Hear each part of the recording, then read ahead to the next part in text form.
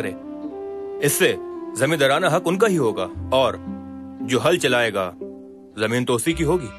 माशाअल्लाह, ये तो बहुत अच्छी सोच है सरकार। और हम पूरे राज्य में नहरें बिछवाएंगे और कुएं खुदवाने का सारा खर्चा शाही खजाने से दिया जाएगा।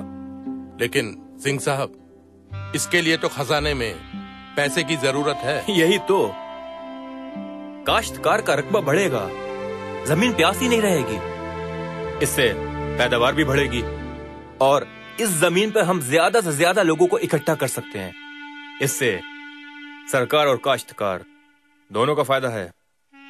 खुशहाली ही खुशहाली। खुदा की आप पर बेपनाह बख्शिश है सिंह साहब। उसने आपको एक जाबाज सिपाहीसालार का दिमाग बख्शा है जो जर्नैल की तरह सोचता है, लेकिन साथ ही में उसने आपके सीने में एक नाजुक दिल भी दे रखा है जिसमें मिट्टी की महक है, जो किसान के दर्द को समझता है। शाहजी, अभी कुछ अरसे पहले हम सब किसान ही तो थे, इसको कैसे भुलाया जा सकता है। बस अब आप जल्द से जल्द इन सारे कामों का खाका तैयार करवाओ। आप बेफिक्र रहिए सिंह साहब, ये काम तो हो ही जाएगा। काफी दिनों से एक बहुत बड़ा बोझ था जो आज सीने से उतर गया। वाहेगुरु।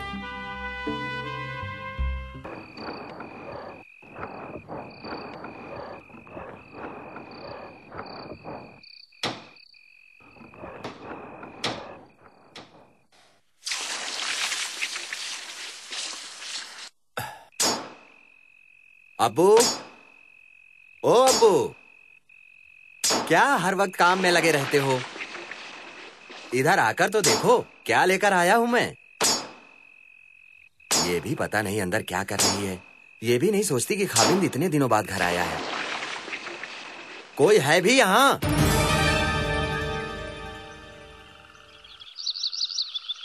क्या आते ही गोले की तरह फटने लगते हो? गांव में पांव रखते ही सबको खबर हो जाती है कि मुनव्वर आ गया है। ऐसा ही है। जब मैं तुम्हें दिखाऊंगा ना मैं क्या लेकर आया हूँ तुम्हारे लिए, सबके लिए, तो तुम भी खुशी से नाचने लगोगे। सारा गांव नाचने लगेगा। अरे बता तो, कौन सा बारूद लेके आया है तू? ये देखो, 1, 2, 3 थैलियां। पता है इनमें क्या है? चांदी के सिक्के, खालिस चांदी के। खालिस चांदी के सिक्के? इतने ज्यादा? सब अपने ही हैं। लेकिन पुत्र, ये सब तो तुम लोगों की मेहनत की उजरत है अब्बू। मेहनताना। ये पहली थैली। तुम लोगों ने आज तक जितनी भी बंदूकें बनाई हैं उसका मेहनताना। और ये दूसरी थैली? वाह अब्बू, आगे काम नहीं करना है। कच्चा लोहा, भट्टियों का सामान। दूसरी थैली उसके लिए। अब ये नहीं पूछोगे ये तीसरी थैली किसके लिए? अरे बता ना, बुझारते क्या बुझाता है? ईद है ना अब्बू, ईद। हाँ, ईद तो है। ईद की खुशी में सारे गांव में बांटने के लिए खुद सिंह साहब ने भेजे हैं ये रुपए। इन्हें सरकार की तरफ से ईदी समझो। तो क्या बांट दूं सबको? मैं ले जाऊं ये सब? नमाज का वक्त है, सब लोग मस्जिद में ही होंगे। हाँ हाँ, ले जाओ ना। तुम बस देखते जाओ अब्बू, इस गांव की नुहार तक बदल जाएगी।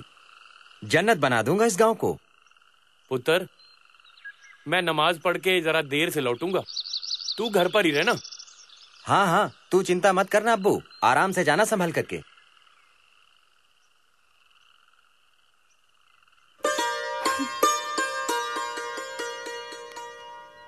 क्या बात है? चांद से मुख पर ये पर्दा किस लिए? हटो जी, मुझे तुमसे बात नहीं करनी है। पूछ सकता हूँ ये सितम किस लिए? मुझे तुम्हारी तरह ये बातें बनानी नहीं आती हैं। एक तो इतने दिनों बाद घर पे आए हो, मैं यहाँ इंतजार में घुली जा रही हूँ और तुम वहाँ अब्बा के साथ उलझ कर बैठे हो। तुम्हारे पास तो फुर्सत ही नहीं है मेरे लिए।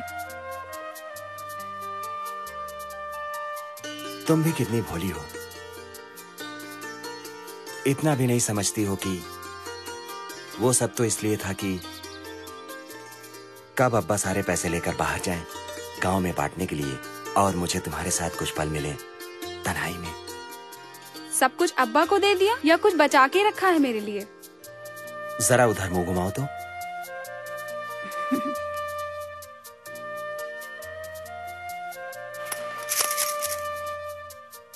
हाय अल्लाह, चूड़ियाँ? हरे कांच की चूड़ियाँ। मेरे लिए? और नहीं तो क्या मैं। लाओ दो, लाओ दो मुझे, लाओ दो मुझे। लाओ, मैं पहना देता हूँ। हटो जी, खूब जानती हूँ तुम्हें। इन्हें तो मैं ईद के दिन पहनूंगी। ईद के दिन। इस सरकार का दिया हुआ एक भी निवाला तुम लोगों के लिए हराम है, गुनाह है। कैसी अनहोनी बातें करता है ये? जय कौन है, कहां से आया? पर किसी ने पहले तो इसे देखा नहीं कभी इस बस्ती में। क्या बात है भाई, ये जमघट क्यों लगा रखा है? तुम लोग